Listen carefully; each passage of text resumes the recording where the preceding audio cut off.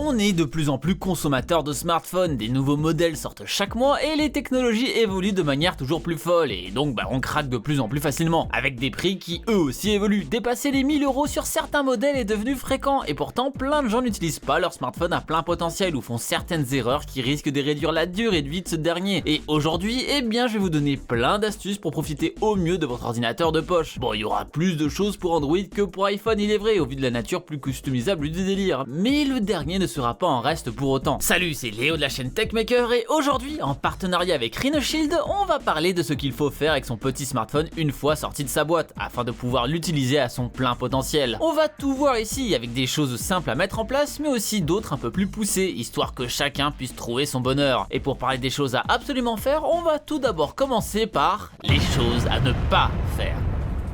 Je vous ai eu, hein. Ouais, avant de vous donner mes tips à moi, je vais déjà casser les faux tips qu'on voit un peu partout et qui ruinent votre smartphone au lieu de vous le rendre meilleur. Déjà, ne déchargez pas votre smartphone entièrement avant la première utilisation. J'en avais déjà fait une vidéo un peu plus détaillée que je vous mets en haut à droite en fiche, mais en gros c'est ce qu'il fallait faire sur les anciennes batteries qui ne sont plus du tout utilisées dans les téléphones depuis des lustres. Aujourd'hui, pour qu'une batterie dure le plus longtemps possible, il faut l'utiliser et tenter de la maintenir entre 30 et 70% si on veut vraiment optimiser sa durée de vie. Bien sûr, la perte de capacité sera minime en dehors de cette plage, mais le meilleur moyen de ruiner cette capacité, c'est bien de vider totalement l'appareil. Alors s'il vous plaît, ne faites pas ça. C'est aussi valable le reste du temps, hein. Évitez autant que possible de finir la journée à 5%, voire pire, de laisser votre téléphone s'éteindre à cause de ça. Ça coûte rien de brancher 20 minutes en milieu de journée, et si vous voyez que ça va pas le faire, préférez l'éteindre à 20% par exemple, comme ça vous avez de quoi gérer si vous avez vraiment besoin de le rallumer pour faire un truc, et en même temps vous prolongez sa durée de vie. Seconde chose, n'installez pas d'antivirus ou d'optimisateur ou que sais-je. Toutes ces applications qui disent rendre votre smartphone plus rapide et plus sécurisé font bien souvent tout l'inverse. Ici aussi, je vous mets une petite vidéo du copain Guillaume Slash pour ceux qui se rappellent, j'espère qu'il nous regarde de là-haut. Ah non, il est pas mort, hein, il fait juste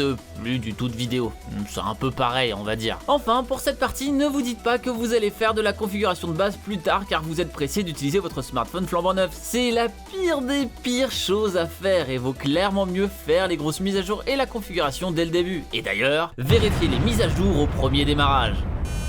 On commence à rentrer dans le vif du sujet. Comme je viens de le dire, il est préférable de s'occuper des mises à jour et de la configuration de base dès que vous avez votre nouvel engin. Cela se fait en général très simplement, vous mettez un système de protection, vous rentrez vos différents comptes d'authentification et vous recherchez les mises à jour du système. Cela vous permettra deux choses. Tout d'abord d'être sûr et certain d'avoir accès à toutes les fonctionnalités de votre smartphone dès lors que vous allez vouloir le paramétrer à votre goût, mais vous allez aussi gagner du temps car en ayant rentré vos comptes au préalable, tout se connectera bien plus vite et vous aurez beaucoup moins de soucis de synchronisation des comptes. D'ailleurs, je vous conseillerais toujours de faire une nouvelle installation au propre à chaque fois au lieu d'utiliser les outils de synchro qui vont copier toutes les applications et données de votre ancien appareil au nouveau. Déjà car ça va vous permettre de faire le tri dans vos applications, car on sait tous que la plupart de celles que vous avez d'installer ne vous serviront jamais, mais aussi car on n'est jamais à l'abri d'avoir quelques soucis de synchro. Et c'est comme un PC, c'est toujours mieux d'avoir une nouvelle installation à vide, histoire de l'avoir le plus stable possible. Configurer le système.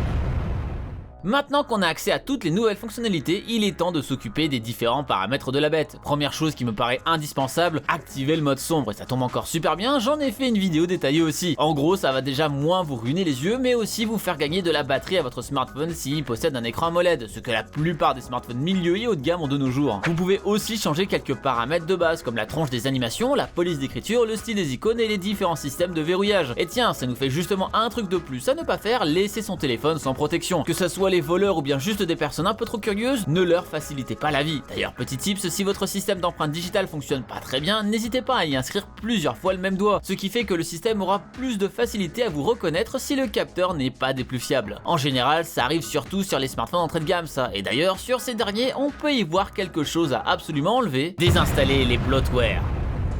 Pour ceux qui ne savent pas ce que sont les bloatware, ce sont des logiciels préinstallés sur votre système qui vont vous bouffer des ressources bien souvent de manière inutile et en général on n'est pas trop fan de ça côté optimisation. Et en général les smartphones qui coûtent pas cher en ont un sacré paquet. Alors oui, on devrait plutôt installer juste de logiciels préinstallés et pas de bloatware, mais le truc c'est que ce sont des logiciels que vous n'utiliserez probablement jamais et donc en soi ils prennent du stockage pour rien et fonctionnent possiblement en arrière-plan pour rien non plus. C'est quelque chose que beaucoup de gens oublient, mais tous les services de base des smartphones genre Huawei, Xiaomi Xiaomi, Samsung ou autres, bah qui sait qui les utilise vraiment? Et si vous le faites, pourquoi vous vous infligez ça? Blague à part, il y a de fortes chances que ce ne soit pas votre cas, et donc les désinstaller ne vous fera que du bien. Et certes, parfois il n'est pas possible de le faire aussi simplement que pour une autre application, mais vous pouvez tout de même les désactiver, ce qui fait qu'elles ne risqueront pas de fonctionner pour rien, c'est toujours ça de prix. Le protéger.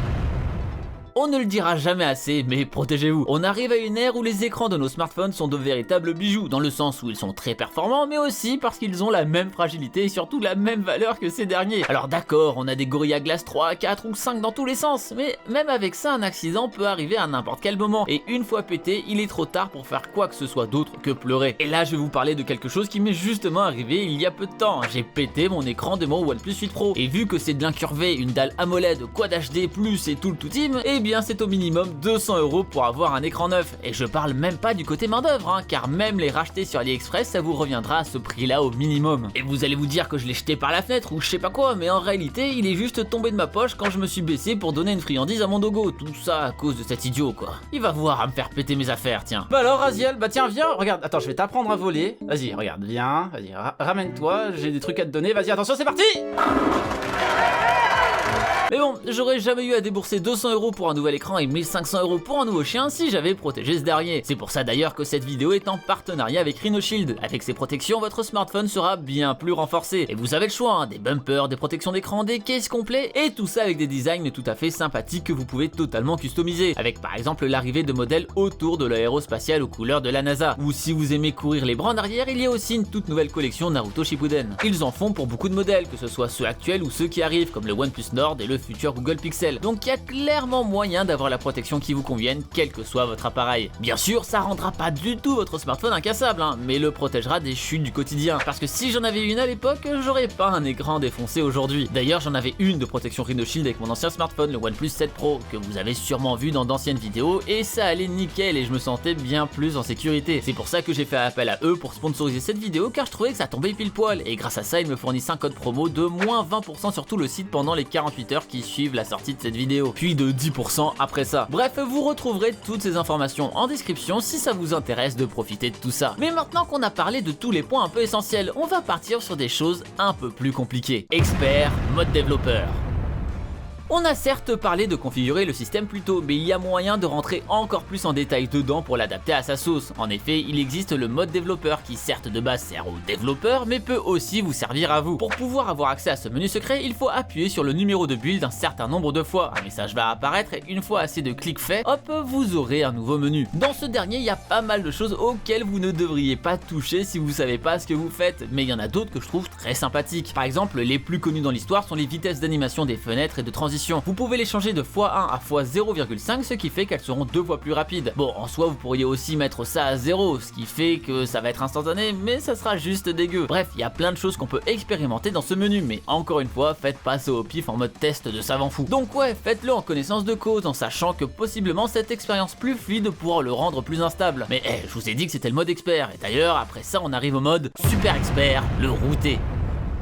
Le fameux root qui permet de devenir vraiment maître de son appareil. Alors je le mets en super expert car en soi bien souvent il faut déverrouiller des sécurités, flasher le bootloader et le recovery pour ensuite installer les outils nécessaires sur sa bestiole. Et c'est pas à la portée de tous, mais aussi parce qu'en soi, c'est plus aussi utile qu'avant. Et je dis pas ça parce que le root donne moins de possibilités qu'avant, mais plutôt car pas mal de ces choses qu'on ne pouvait pas faire sans router dans le passé se sont retrouvées intégrées à Android de manière native aujourd'hui. Comme par exemple le fait de gérer les permissions application par application, modifier l'apparence de certains éléments, etc. etc. Il y a 5 ans, je trouvais ça encore super pratique au vu de la liberté que ça offrait, mais aujourd'hui, on a pas mal de cette liberté sans même à le router. Et donc, c'est vraiment pour du cas spécifique. Ça va vous permettre par exemple de customiser votre OS, de changer d'autres paramètres beaucoup plus en profondeur ou encore d'avoir accès à des données normalement cachées, mais aussi de désinstaller définitivement ces fameux bloatware dont on parlait plus tôt, d'activer des fonctions Android qui ne sont pas activées par le fabricant de votre téléphone, comme l'enregistreur d'appel téléphone natif ou bien d'installer un bloqueur de pub à l'échelle du système. Mais bon, faut quand même vraiment en avoir un intérêt, surtout qu'ici, je ne pourrai pas vous donner un tutoriel comme le mode développeur car cela est propre à chaque modèle. Sachez quand même que c'est pas non plus la mer à boire et que des tutoriels très précis existent, il suffit juste de taper le modèle exact de votre smartphone suivi de route et vous trouverez tout ça très facilement. D'ailleurs je crois que c'est le seul point où on parlera un peu de l'iPhone car il existe l'équivalent avec le jailbreak qui permet une customisation beaucoup plus poussée que ce que permet iOS à la base. Et pour le coup je trouve ça limite plus intéressant au vu de la nature beaucoup plus fermée du bousin à l'origine. Mais bon c'est un peu aussi un parcours du combattant donc encore plus compliqué de vous guider en pas à pas vu que j'ai pas beaucoup d'iPhone sous la main. Sachez néanmoins que vous pouvez totalement changer votre expérience du système à la pomme grâce à ça. Et vous alors, c'est quoi votre modèle de smartphone actuel? Et surtout,